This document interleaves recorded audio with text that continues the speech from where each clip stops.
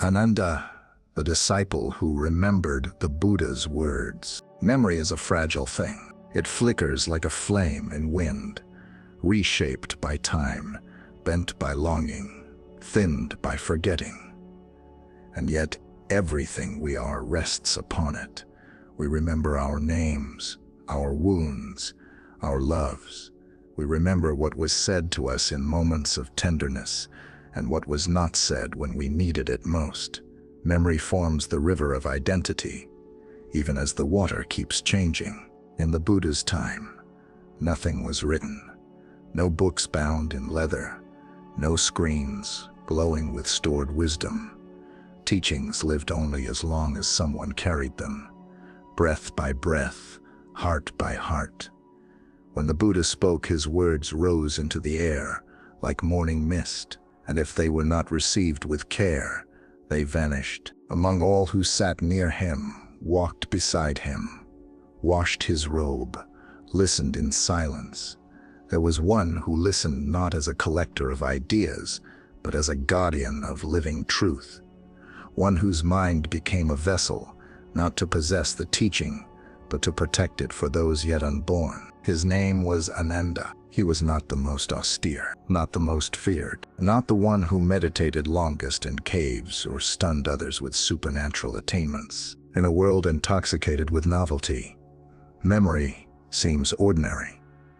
But in the path of awakening, to remember clearly, to hold the Dhamma without distortion, without ownership, is a sacred act.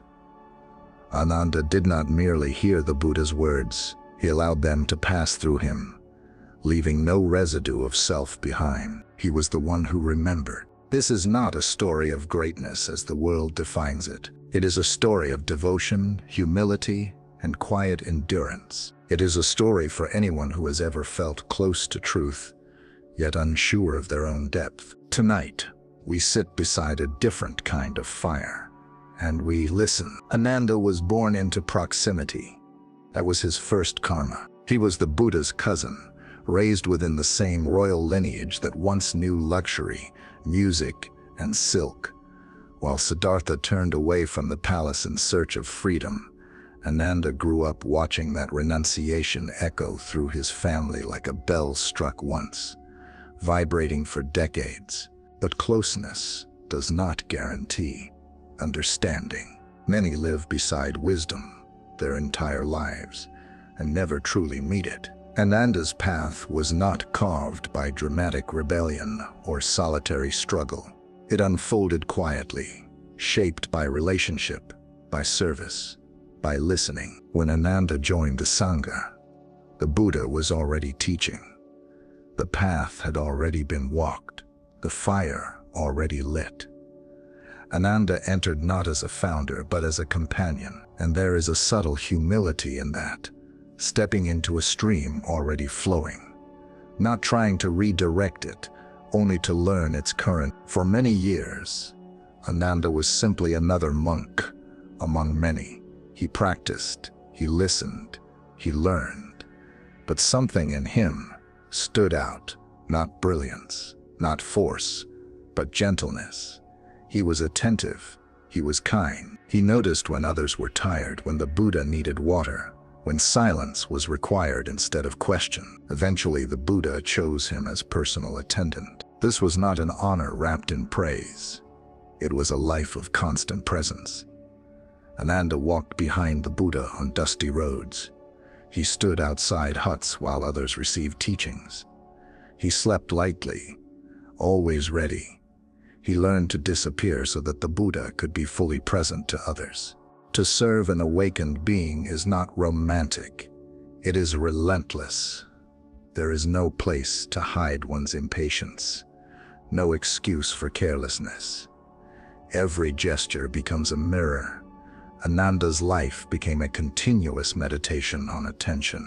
And so, his memory sharpened. Others displayed great discipline. Others attained deep meditative states.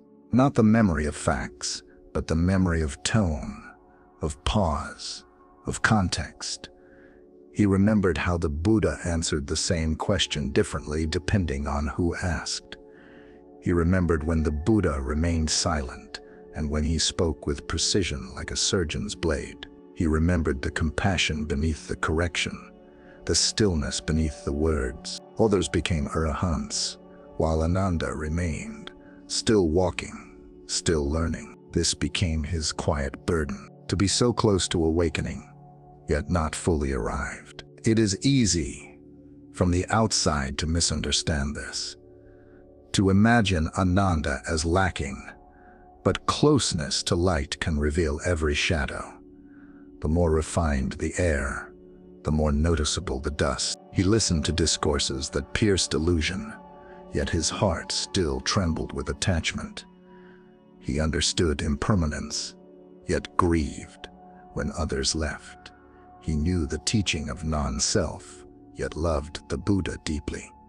Personally, Ananda felt this, and perhaps that love, so human, so tender, was both his strength and his obstacle.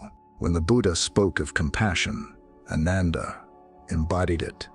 He advocated for women to enter the Sangha. He softened harshness. He remembered names, faces, stories. He saw suffering not as an abstraction, but as a lived experience unfolding in each being before him. But compassion alone does not dissolve all clinging, and Ananda knew this. There were moments when he questioned himself in silence, when he wondered why insight had not yet broken through as it had for others, when he felt the quiet ache of comparison, the subtle pain of being the one who remembers everything except complete freedom. Still, he did not turn away. Ananda continued to listen. He listened not to collect, but to care, not to build identity, but to preserve clarity. Each teaching entered him like a seed placed gently into fertile ground. He did not rush to harvest. This is the rarely told truth of the path. Many walk long and faithfully before the final release. The path does not reward urgency. It responds to sincerity. His mind became a living archive, not of doctrine, but of presence. And yet, impermanence waited. When the Buddha spoke, Ananda was there. When disputes arose, Ananda remembered what had been said years before. When confusion surfaced, he recalled not only the words, but the spirit in which they were given. As the Buddha aged, the air around him changed. The body weakened, the steps slowed. Those who had leaned on his voice began to feel the tremor of what was coming. Ananda felt it most keenly. He had built his life around proximity to the Buddha, not as dependence, but as devotion. And now the form that carried the teaching was grief crept in, quietly, like evening mist. There is a moment recorded in the memory Ananda himself preserved, when the Buddha reminded his followers that all conditioned things pass, that they must be a refuge unto themselves. These were not new words, but for Ananda they landed differently. To remember the teaching is one thing. To live without the teacher is another. Ananda stood at the threshold of this truth. He had given his life to preserving the words of awakening, but he had not yet fully stepped into the freedom those words pointed toward. The mirror was clear.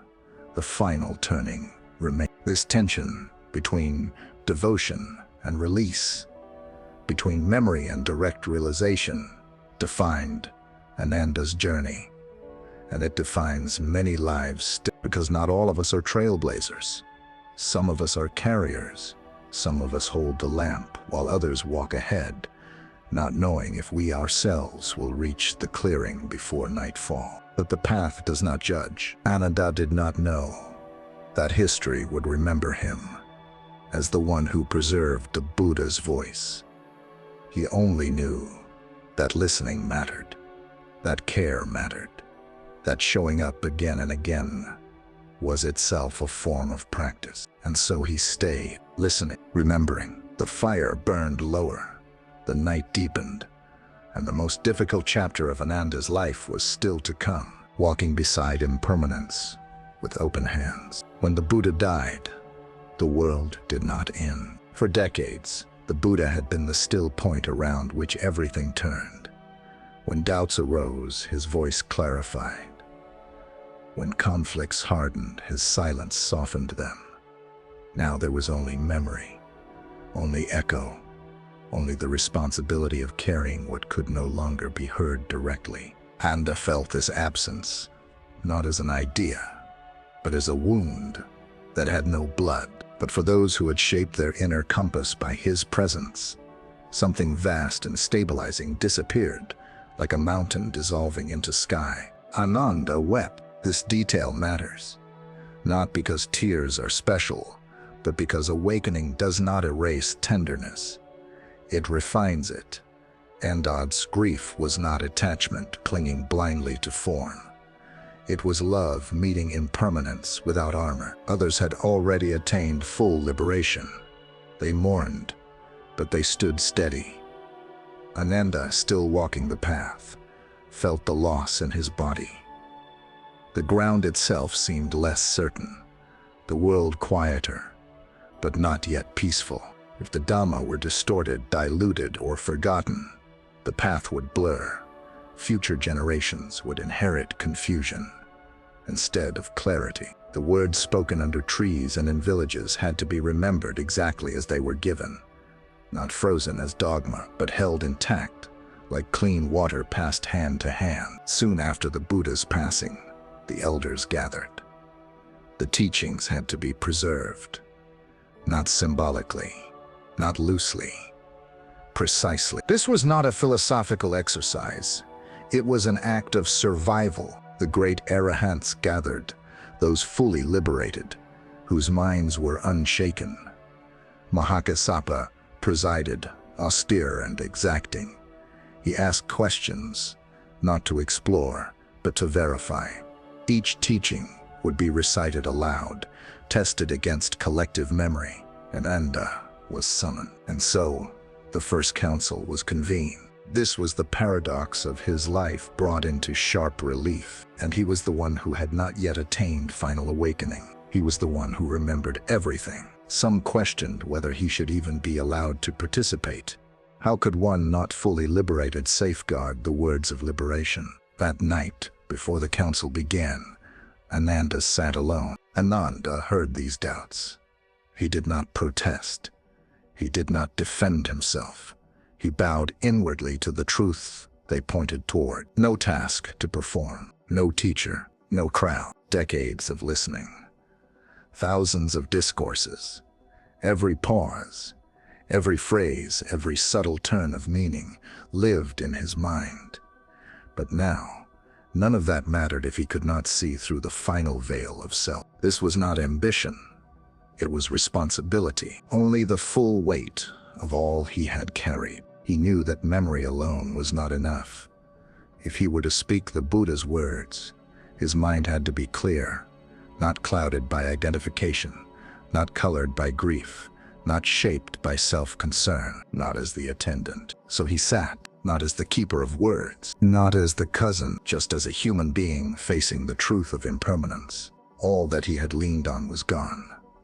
All that remained was awareness itself. The stories say that Ananda practiced through the night, not forcing, not striving, letting go layer by layer. Attachment to role, attachment to closeness, attachment even to the identity of the one who remembers. At dawn, something shifted. It did not arrive with thunder. It simply released. It did not announce itself. The last knot loosened. The mind stopped circling itself. What remained was clarity without center, knowing without owner. Ananda awakened, not as someone special, not as a reward for loyalty. This timing is not incidental. Awakening came not in the Buddha's presence, not under guidance, but alone, when memory could no longer substitute for direct seeing, but because the conditions were complete. There is a quiet lesson here, one rarely spoken. At sunrise, Ananda entered the council hall. Teachers point the way. Companions support the journey. But liberation is always solitary. No one can step through the final door for us. Not even the Buddha. He was no longer the one who carried the teachings. When Mahakassapa questioned him, Ananda responded without hesitation. Each discourse began the same way, not out of ritual, but out of fidelity, a clear anchoring in time, place, and presence.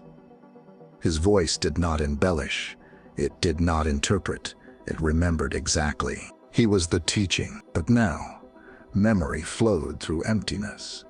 There was no Ananda standing behind the words, no subtle grasping, no pride in precision, just truth recited. The assembly listened, not with suspicion, but with recognition. This was not performance, this was transmission. Hour after hour, day after day, Ananda spoke. He recalled teachings on suffering and its end, on mindfulness and compassion, on discipline and freedom.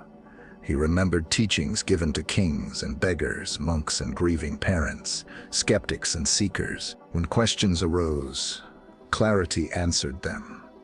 When uncertainty surfaced, the teachings aligned, consistent and alive. He remembered not only what was said, but why. Consider the fragility of this moment, because the Dharma, when held without self, harmonizes with itself. Ananda's voice became the bridge between the Buddha's lifetime and all the centuries that would follow.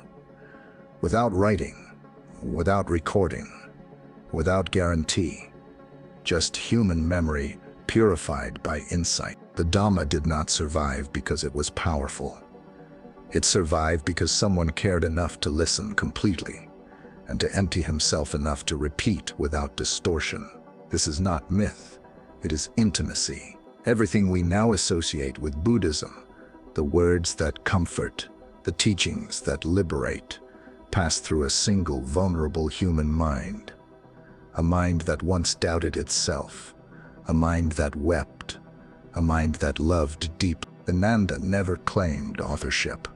He never placed himself at the center. His greatness lay in his transparency. Like a clean window, he let the light through. In a world obsessed with originality, this is radical. To be faithful rather than novel. To preserve rather than reinvent. To disappear so that truth remains visible. After the council, Ananda continued his life quietly. He taught, he guided, he served. But history remembers him not for what he added, but for what he protected. And perhaps this is why his story still matters. Because many of us will not be pioneers of new paths. We will not be remembered as originators. But we can be guardians, carriers, those who keep wisdom intact in an age of distraction. And yet, without him, the Buddha's voice would have faded into silence long ago. We may not always feel awakened. We may feel behind. We may feel ordinary. Ananda did too. Time moved on, as it always does. Kingdoms shifted, languages softened and hardened. Forests where monks once walked were cut, and new ones grew elsewhere. The Buddha's body had long returned to the elements, yet his voice continued to travel, mouth to ear, heart to heart, carried by those who had never seen his face. And the night was not wasted. The fire burned because someone tended it. Ananda lived long enough to watch this unfolding. He saw how teachings, once spoken to a handful of listeners beneath trees, now shaped entire communities. He witnessed the Dhamma take root in minds very different from his own minds, shaped by other cultures, other habits, other forms of suffering. And he understood something subtle and crucial. The teaching survives not by being rigid, but by being remembered rightly. There is a difference. To remember rightly is not to fossilize. It is to keep the essence intact, while allowing form to breathe. Ananda had learned this not from theory, but from years beside the Buddha, watching how the same truth was offered differently to different people, without ever losing its core. We live in an age flooded with words. Teachings are everywhere, fragmented, compressed, aestheticized. Quotes float past us like leaves on fast-moving water. We consume wisdom the way we consume news, quickly, distractedly, already moving on. This is where Ananda's story reaches into our own lives. But Ananda's life asks something else of us. Not how much we know, not how eloquently we speak. To listen fully is to pause the constant self-referencing that hums beneath thought. It is to let another voice enter without immediately measuring it against who we think we are. Ananda listened like this, not only to the Buddha, but to the people who came with their confusion, their grief, their hunger for meaning. But how deeply we listen. Listening is an endangered practice, and generosity, in the deepest sense, is a form of liberation. After his awakening, Ananda did not become distant or austere. If anything, his warmth deepened. Insight did not make him cold. It made him spacious. He could sit with suffering without needing to fix it immediately.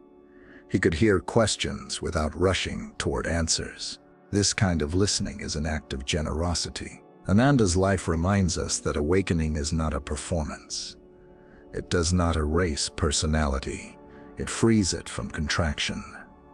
Ananda remained gentle. He remained attentive. But now these qualities were no longer shaped by need. This balance, clarity without hardness, compassion without entanglement, is rare. And it did not come from brilliance. It came from years of staying close to truth, even when it exposed his own unfinished places. He did not listen to be needed. There is a quiet dignity in this. He did not remember to be important. He listened and remembered because it was appropriate. In modern life, many of us carry roles that mirror Ananda's in small ways. We are caretakers. We are listeners. We are the ones others call when things fall apart. We remember birthdays, stories, promises. We hold families together, workplaces together, friendships together. We may feel that others are moving faster, attaining more, shining brighter. We may feel like we are always supporting, rarely arriving. Ananda knew this feeling intimately.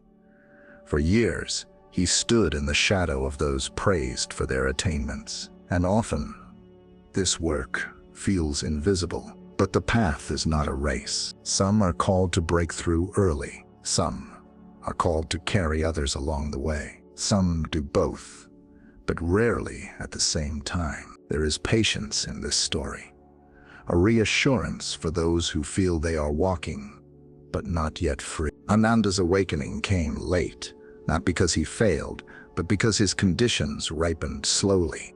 And when they did, they ripened fully. Ananda's legacy is not only the preservation of words, it is the demonstration of how wisdom is kept alive.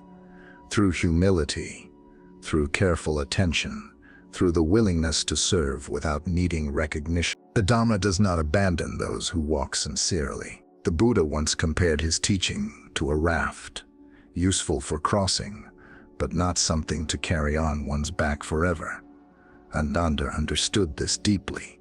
He carried the raft only as long as others needed it. He never mistook the vessel for the shore. His life closed the way it had been lived, quietly, attentively, without excess. And when his own life approached its end, there was no drama, no clinging to form. He had spent a lifetime watching things arise and pass away. He had watched the Buddha die. He had watched generations of monks come and go. He knew the rhythm. What remains is not his personality, not even his name, but the echo of faithful presence. When we hear the Buddha's teachings today, when a phrase cuts through confusion, when a reflection steadies the heart, we are unknowingly listening through Ananda, through his care, through his memory, through his willingness to disappear so the truth could remain. This is lineage in its truest form, not blood, but fidelity, not authority. And this fidelity is still needed, not only to ancient teachings, but to the truths moving through our own lives right now. The truth of impermanence, whispered each time something ends. The truth of suffering, revealed in our shared vulnerability. The truth of release, glimpsed whenever we stop grasping, even for a moment. We are all remembering something. The question is whether we remember with clarity or with distortion, whether we remember to serve the truth or to reinforce the self. Ananda's life invites us to remember differently, to listen more deeply, to trust that quiet devotion, sustained over time, is enough. The fire does not need to blaze to give warmth, to carry less. A human being listened with care. In the end, Ananda's story is not about the past. It is about what endures. It only needs to be tended. He let go when the time came. He remembered with humility, and because of this, countless lives were touched by words they would never hear spoken aloud. You only have to be sincere. You do not have to be extraordinary to serve the truth. There is something profoundly comforting in this. It tells us that our quiet efforts matter, that presence, sustained gently over time, can outlast noise, ambition, even death. If these words have offered you a moment of stillness, a clearing in the noise, consider staying close. This channel exists not to overwhelm, but to walk alongside, to remember what is easily forgotten in a fast-moving world. As this reflection settles, let it do so without force. Let it find its place the way breath finds the body, naturally, without instruction. Perhaps something in Ananda's life mirrors your own, perhaps not. Either way, the listening itself is already a step on the path. May you listen deeply. The fire is still burning. May you carry lightly, and may whatever truth you touch be passed on with care. You are welcome to sit a while longer.